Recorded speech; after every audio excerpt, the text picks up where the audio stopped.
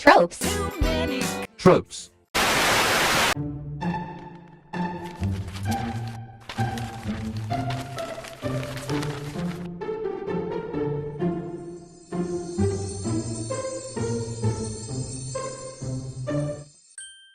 Merry meet my fellow bookish witches.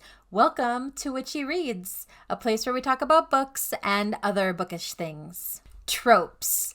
How many is too many? I honestly didn't see this as a problem until now. I know that there has been recent online discussions about how the romance genre, particularly contemporary romance, has gone the way of being overwhelmed by multiple tropes in a single book, usually to the detriment of the characters and narrative. Part of this discussion is how marketing has influenced and worsened this. I don't want to go after the low-hanging fruit, but book talk is part of the problem.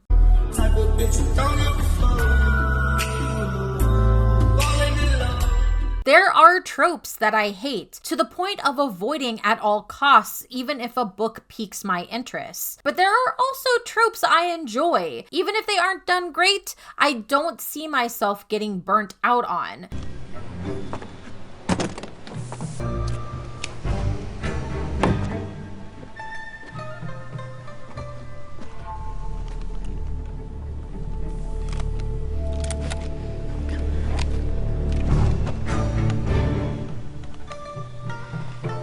Whether or not a trope is done well relies on a few things: the writing, the character development, and the conflict. But again, I ask, is it possible to maybe include too many tropes in a single book? My answer?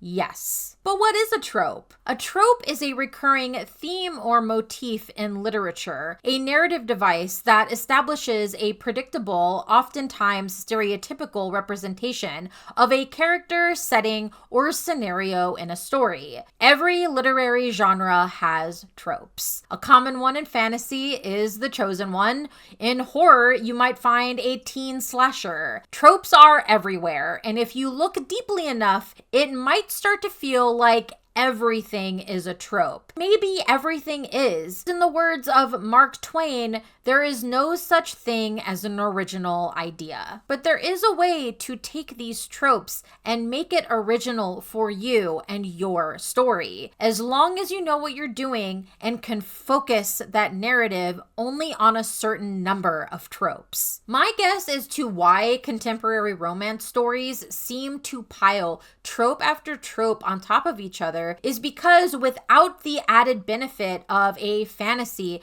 mystery, or horror plotline, something has to give the story conflict. It appears an easy solution for this is to add more and more tropes to create that conflict. And what does it say about me if I can't get people to like me, the best version of me, even behind a filter? The Catch by Amy Lea is the third book in her influencer series. It is a contemporary romance that follows a late 20s influencer and a Canadian lobster trapper who dance, jump, and fly through any number of tropes to get to the point of smashing each other. Melanie is a fashion influencer living in Boston and all that stereotype implies. But don't let the facade fool you. The story wants you to believe she is both lonely, longing for companionship, and closed off to any human who isn't her brother. And every girl who only wears designer clothes is also beholden to her socials and also secretly a boss bitch. She is a bunch of contradictions stacked on top of each other, hidden in a trench coat. But we as the reader aren't meant to worry about that. No, the problem Lea wants us to focus on is that Melanie is failing at influencing. Brands have dried up, her content is stale and over-filtered, and most egregious, she's almost 30. Oh, I'm like the crypt! Without many options and running low on funds, she accepts an offer to influence for an all-inclusive resort in Halifax, Nova Scotia. All expenses paid. Sure, it's a way to showcase relaxing spas, sparkling pools, and a pampering, lavish lifestyle. But it is also smack dab in the middle of nature. Ick. Melanie takes the gig, but the first hang-up happens when she arrives a week early with no funds to return home. She decides to make the most of it by going onto Airbnb to find a last-minute place to stay for that additional week. A bed and breakfast in the small fishing village of Cora Cove, an hour and a half from Halifax. Not ideal, but it's only for the 1 week. Except when Melanie arrives, she has clearly been catfished. The building looks nothing like the cute, quaint photos on the Airbnb website. Not to mention the fact that the building is under construction,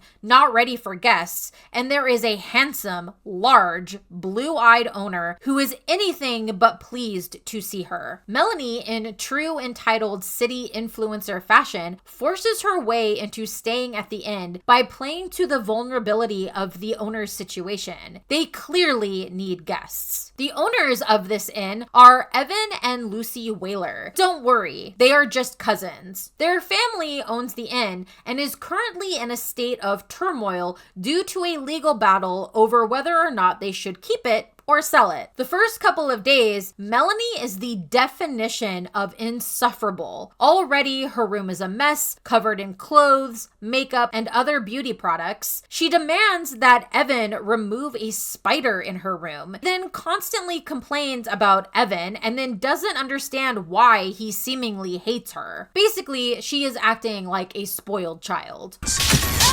You fried my blackberry. You fried the whole village. Despite this, she begins to have lustful thoughts about Evan. Clearly, she has an anger kink, because there is nothing about their interactions thus far that is appealing. Determined to make the best of this, she agrees to do some whale watching to get some content for her socials. Evan, for some reason, agrees to take her. Before even getting on the boat, she refuses to put on a life vest. This is asinine behavior. I don't care who you are. You get on anyone's boat and they say you have to put on a life vest. It's not a negotiation. You put on that fucking life vest. The worst part is she only denies his request for aesthetic reasons and to just piss him off. We get her inner thoughts where she admits she is a horrible swimmer. If she falls off this boat into the ocean, she is dying. Of course, I would have been fine with this because then the book would have been over, but I would have felt bad for the liability that would come down on the Whaler family because of her idiocy. Evan eventually convinces her to put on the life vest by putting one on himself, which was a good move because while out on the ocean, Melanie does her entitled influencer shenanigans by setting up an unstable tripod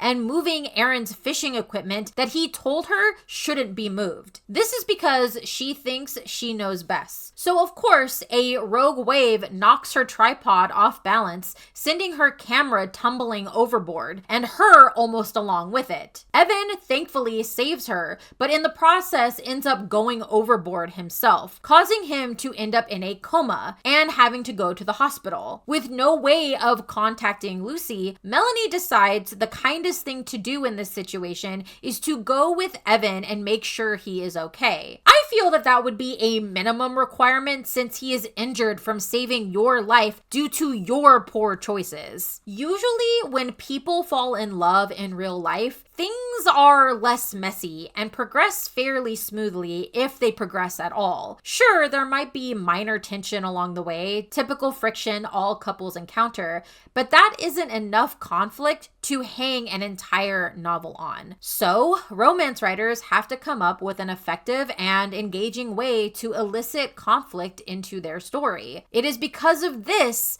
that romance always comes back to tropes. And it's no wonder. Not only can they generate conflict, they can also generate an emotional response from the readers. The character development and scenarios that evoke the greatest emotional response are the ones that work, the ones that are most often repeated. For romance, making a reader feel these intense emotions is what makes this genre exist at all. There is nothing wrong with using a dependable, proven effective baseline trope that can then be fleshed out into something that is the author's own idea. But if it is not done well, therein lies the problem. I guess the real question is then, is the romance genre relying too much on tropes? And if so, is it a problem? I think, depending on the writing and the amount of tropes utilized in a single story, it definitely can be. I think when authors utilize multiple tropes that they think are easy to include in a story,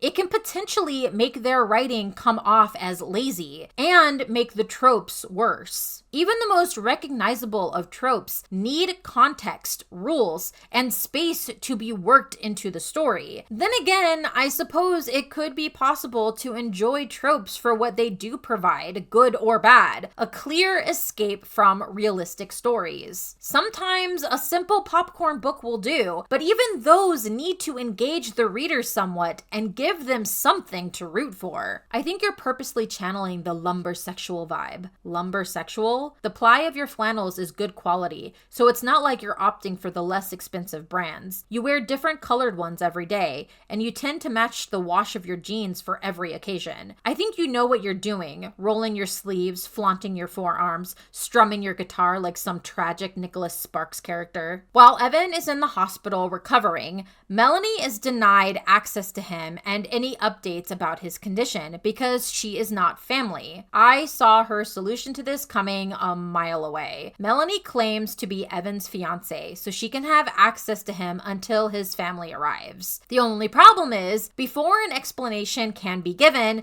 the Whaler family believe that Melanie is in fact Evan's real fiance. Melanie explains to Lucy what happened and leaves it to her to explain it to the family. Except she doesn't. Oh, that quirky Lucy. Her reasoning is that their family is so busy focusing on this surprise engagement that they aren't arguing with each other. This could just be me, but I felt that this was such a weak reason for continuing this lie. At least in While You Were Sleeping, there were plot points set up to make it make more sense. Not necessarily better though. Melanie and Evan agree to go along with this lie for some reason, and they all return to the inn. Now, Melanie and Evan are forced to share a bedroom and pretend to not only like each other, but be madly in love with each other. Having to spend their days together, Melanie and Evan can't help but see how truly different each other really are. So of course, they start lusting after each other. It's not until the night of the village lobster festival, however, that things really start to heat up. Evan claims that he fell for Melanie straight away, and I immediately called bullshit. This book spent chapters detailing how much this man hated her. That wasn't an act. Just tell us the truth. Not everything has to be love at first sight. It is okay for love to blossom and grow, even from a place of disdain. Not to mention the fact that there are enough tropes in this book already. This one isn't needed or necessary. They, of course, end up smashing and become inseparable, with him immediately becoming her submissive for all intents and purposes. But the week is now up, and Melanie has to go to her contractually obligated job at the resort in Halifax. She doesn't do that though, opting to ditch her job to stay in Cora Cove for the remainder of her vacation, which by the way, wasn't a vacation, it was a business trip. Codependency is a hell of a drug, apparently. Of all the things in this book, this was arguably the second most infuriating thing. You set up this character that has money problems and whines about becoming irrelevant to brands, and the first brand deal she gets in a while, that was all expenses paid, mind you, is dumped so she can go camping with Evan and try to smash him in a tent. There is no realistic way that Melanie should have a career as an influencer after this. It doesn't even mention if she paid them back for the airfare they covered for her to get to Halifax in the first place. Whatever. Melanie stays, but then real life hits them fast when they realize they have to be adults and have a conversation about their future. This isn't a fantasy after all. She lives as a single woman in Boston with 2 friends and barely any family, while he lives in Cora Cove with a family business and his entire family there. Clearly, it is a very hard decision to determine who will make the big move. This shouldn't be an issue. She has nothing keeping her in Boston, and she can do her job from anywhere. This third act breakup is so pointless and so stupid. But before she can leave to head back to Boston, because obviously they broke up because she refused to move to Cora Cove, they have to come clean about their lie to his family. You know, the one that brought them together and made them finally agree to not sell the end. The Whaler family is furious. But aside from being upset about being lied to, I'm not really following why this was treated as the worst possible thing. All these characters need to get some perspective. Melanie flies home to Boston, where she makes everyone miserable around her until she ultimately decides that she made a mistake and plans to fly back to Cora Cove. Surprise though, Evan broke first, and he arrives at her condo doorstep with his entire family in tow. The compromise that they come up with is spending fishing season, spring and summer, in Cora Cove and autumn and winter in Boston. If you know anything about Boston winters, this is such a bad idea. Not to mention the fact that there is no reason for her not to just move completely. But this is where the book has left us. Oh, and not only is she still an influencer, she has learned that being authentic is what sells now and is more successful than ever. I am seething. This book was actually chosen for my book club last month. 4 out of the 6 members DNF'd it. Without knowing the dynamics of my book club, you won't know just how shockingly rare that is. You'll just have to trust me. No one liked this book, myself included. The worst thing this book did by far was the weird relationship between Melanie and her 12-year-old neighbor Ian. It was problematic, borderline criminal, and the fact that it was consistently brought up throughout the story, even with her no longer being in Boston, gave me the ickiest feeling. Essentially, this is a kid in her building that has a serious crush on Melanie, to the point of inappropriate behavior, such as writing her love letters and stalking her. Melanie does the bare minimum to put a stop to this, in that she doesn't, and it almost feels like she enjoys the intention,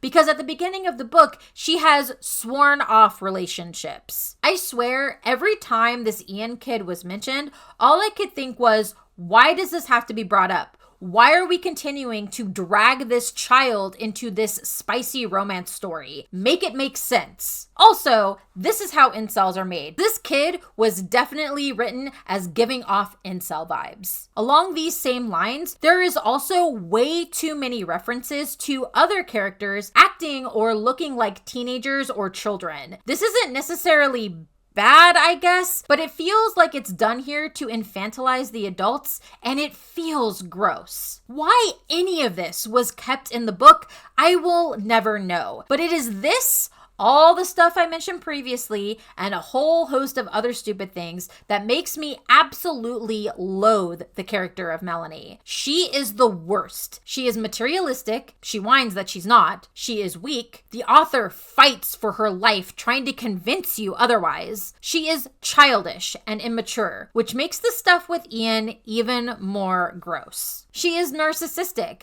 but we clearly are meant to ignore that trait. She is just a walking contradiction in everything. With how prevalent it is, I can't as a reader not have that bother me and not point it out. I legitimately hate when I hate the woman main character, but I hated Melanie. As far as Evan, I just feel bad that he ended up with Melanie. I do think he was inspired by the actor Gerard Butler, his action star size combined with his character in P.S. I Love You. Evan's family is fine, and in fact might have been the most enjoyable part of the book, very much pulled straight from the While You Were Sleeping film. These mashed potatoes are so creamy. Spain has good beef. Mary mashed, Cesar Romero was tall. Cesar Romero was not Spanish. I didn't say Cesar Romero was Spanish. Well, what did you say? I said Cesar Romero was tall. We all know he's tall. Well, that's what I said. Cesar Romero is tall. They did have the best moment in the entire book, where they made up an entire family history surrounding a stock photo that was randomly kept at the end. It was a cute, fun moment that definitely endeared me to his family. There is also the character of Melanie's brother, Julian, who doesn't play a huge role in the narrative, except as an excuse for Melody to come back to Boston early because she hasn't heard from him in days, and the last time this happened, he was having a depressive episode. At least she's a good sister, I suppose. Justifiably, she is worried, but when she arrives back home, her brother gaslights her into thinking that she worries too much, and she should have just dropped it. This was infuriating. I do not care who you are, if you're an adult or even the most stable person on the planet. If you set up regular communications with someone and then stop without warning,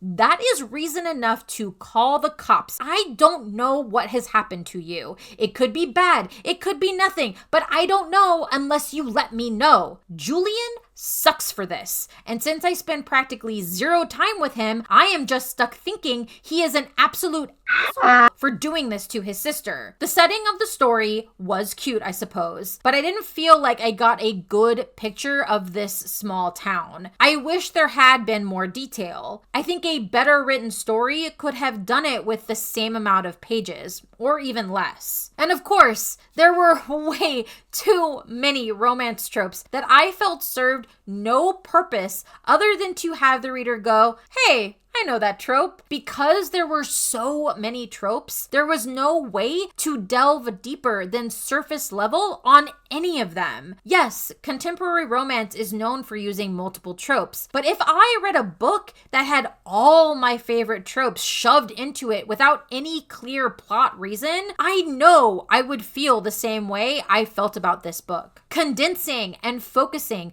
could have done so much to improve this story. Considering there was nothing I really liked about this book, it should come as no surprise that I rated The Catch by Amy Lea 1 star. Do not recommend, and I highly doubt I will read any of her other books in the Influencer series. But hey, have you read the other books in the Influencer series? If so, what did you think? Are they better or worse than this one? If you were an influencer and met the love of your life in a quaint Canadian fishing village, would you leave your big city life to be with him/her? Let me know down in the comments below. If you enjoy my videos and would like to support my channel, the best way to do that right now is to like this video, subscribe to my channel, or share any videos that you particularly like. It really is a huge help, and I greatly appreciate it. Until our next chapter together, merry part and blessed be.